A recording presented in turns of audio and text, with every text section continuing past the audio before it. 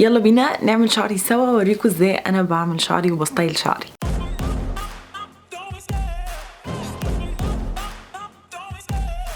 ازيكم عاملين ايه؟ يا رب تكونوا كلكم كويسين. انتوا طلبتوا مني اوريكم ازاي انا بعمل شعري، والنهارده هوريكم انا ازاي بعمل شعري. فمن غير اي مقدمات يلا خلينا ندخل في الفيديو. اول حاجه انا شعري دلوقتي مبلول، فاول حاجه هتاكد ان هو تمام متسلك مفهوش اي حاجه ماسكه في بعضها. الفيديو النهارده برعايه شيري امبري علشان هستعمل الهوت اير براش علشان انشف شعري، فخلوني اوصلها بالكهرباء لحد ما انتوا تروحوا تشوفوا الانبوكسنج وترجعوا تاني. اول ما تفتحوا العلبه هتلاقوا اول حاجه البراش، وبعد كده هتشيلوها هتلاقوا تحتيها حاجات تانية كمان بتيجي مع معظم الاجهزه بتاعت شيري امبري.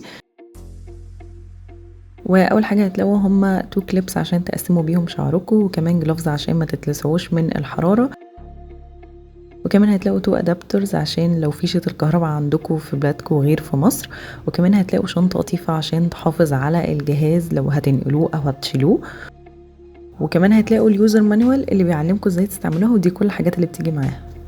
انا كده حطاها في الكهرباء موصلاها، وهي هتلاقوا من قدام كده هتلاقوا في كول وهتلاقوا في لو وهاي، فانا هشغلها وهعمل شعري معاكم. انا هشغلها على الهاي، ودي ممكن تستعمليها على الشعر مبلول. يعني انا دلوقتي شعري مبلول، هو نشف شويه بس عادي تستعمليها على الشعر مبلول زي مثلا ما بنستعمل السشوار كده. فخلوني اقسم شعري وهستعمل الكليبس بتاعهم.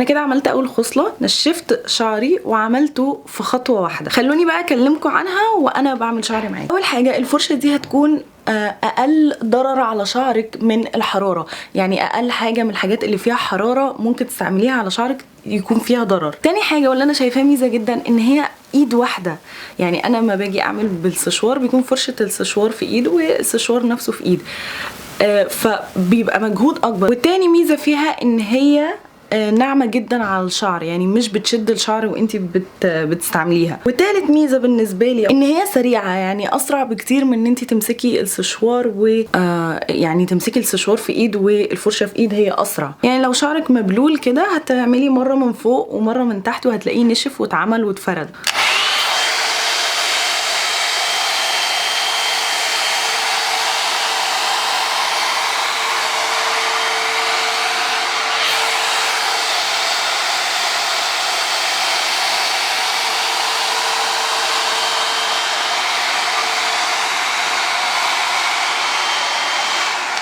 زي دلوقتي كده.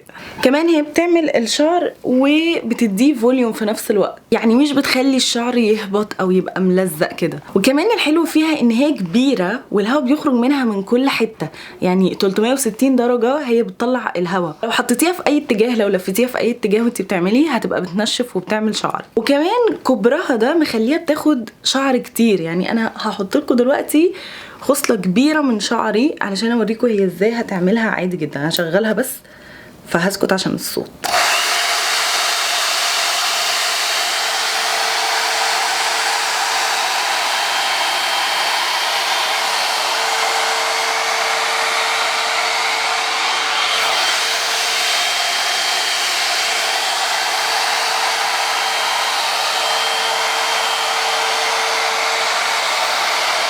فهي عملت الخصلة دي كلها مع بعضها، نشفتها وفردتها في 3 مرات، يعني عملتها 3 مرات. ودلوقتي النتيجة اللي انتوا شايفينها في شعري دي من غير سيرم، من غير هيت بروتكتور، ومن غير اي حاجة. انا ما حطيتش اي حاجة عشان اوريكم نتيجتها على شعري. فده كده الفرق ما بين شعري وهو معمول ومش معمول. ده هايش ومش مفرود، وده مفرود وكمان مخسرش الفوليوم بتاعه. خلوني كمان اعمل القصة بيها.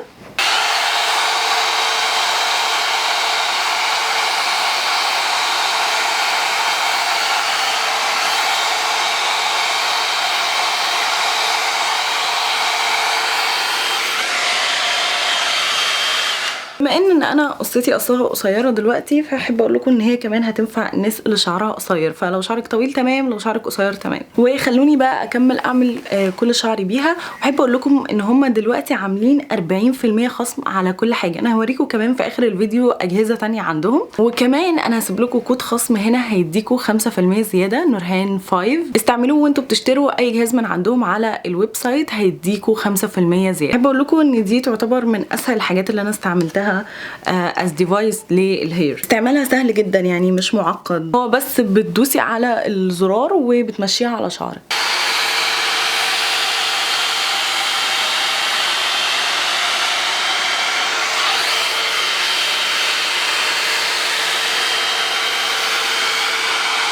فانا هنشف بيها دلوقتي كل شعري، وبعد كده هوريكم بقى الفرق بينها وبين باقي الاجهزه.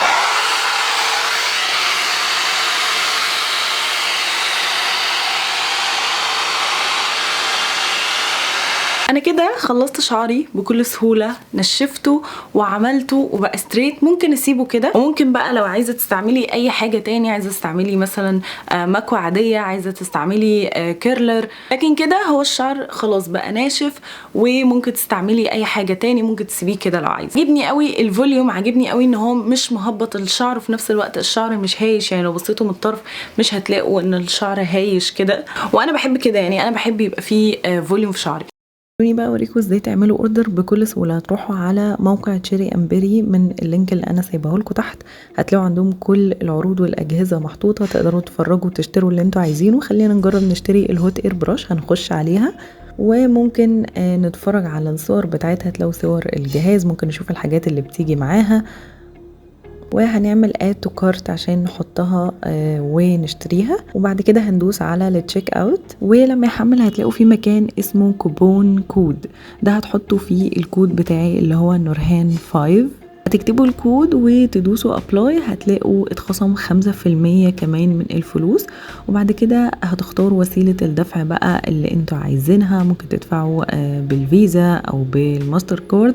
وبعد كده بقى هتملوا بياناتكم، الاسم ورقم التليفون والعنوان والبلد. بعد بقى ما تخلصوا كتابة كل البيانات دي تدوسوا بليس اوردر، وبكده انتوا تكونوا طلبتوا الاوردر بتاعكم. وتحتفظوا بقى بالرقم بتاع الاوردر، علشان تشيري امبيري عاملة مسابقة فيها جوائز كتير جدا، فيها خاتم ألماظ، ممكن تسافروا كمان رحلة معاهم للبنان، او حتى كمان ممكن تاخدوا تمن الاوردر اللي انتوا اشتريتوه، او حتى تاخدوا منتج كمان انتوا تختاروه من منتجات تشيري امبيري. فكل اللي عليكم عشان تكسبوا حاجه من الحاجات دي ان انتوا لما تعملوا الاوردر بتاعكم تحتفظوا بالرقم بتاع الاوردر وتتابعوهم، عشان لو رقم الاوردر بتاعكم كسب تكلموهم وتستلموا الجائزه بتاعتكم. دلوقتي بقى هوريكم الفرق بينها وبين باقي الاجهزه اللي عندهم. انا كمان هجرب لكم الحاجات التانية على شعري. الفرق بينها وبين الفرشه دي اقرب للسشوار، يعني الهوت اير براش دي اقرب للسشوار. يعني شعرك مبلول ممكن تعملي بيها، شعرك ناشف ممكن تعملي بيها. لكن الفرشه دي اللي هي بسيراميك التورمالين اللي انا وريتها لكم، انا عملت لكم فيديو عنها كامل قبل كده، انا كمان دلوقتي هجربها لكم، شغلها بس علشان اجرب لكم اوريكم الفرق بين النتيجتين. حرارتها اعلى، دي لحد 450، وكمان دي اقرب للمكوى مش للسشوار.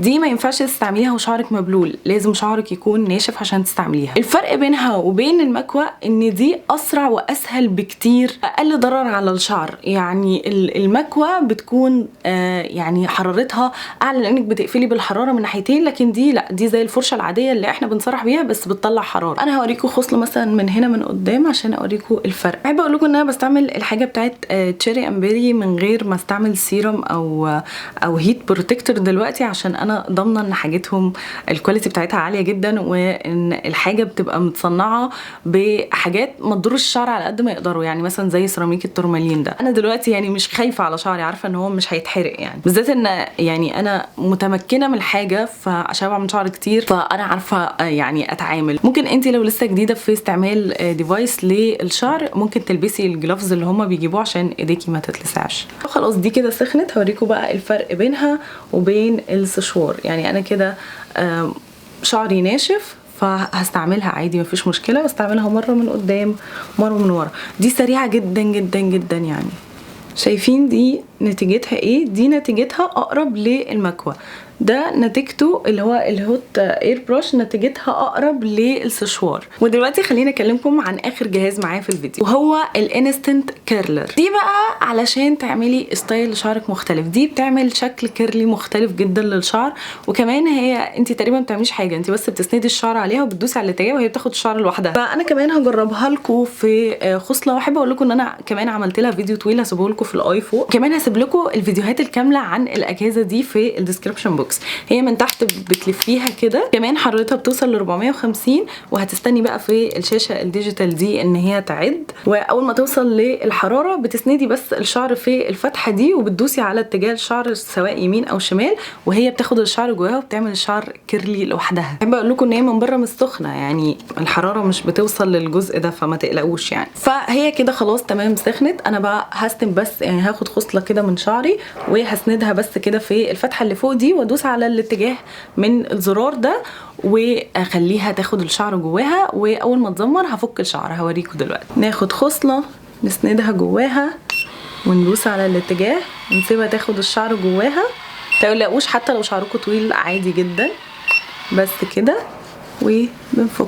بصوا من غير ما تعملوا حاجه الشعر بقى كيرلي، وهي في الاخر بتطلع شكل الشعر جميل جدا، وحتى ممكن الكيرلز اللي هي بتعملها دي تفكوها. خليني اوريكم خصله كمان. احنا هنحط الشعر كده وهندوس في الاتجاه اللي عايزين الشعر يطلع عليه،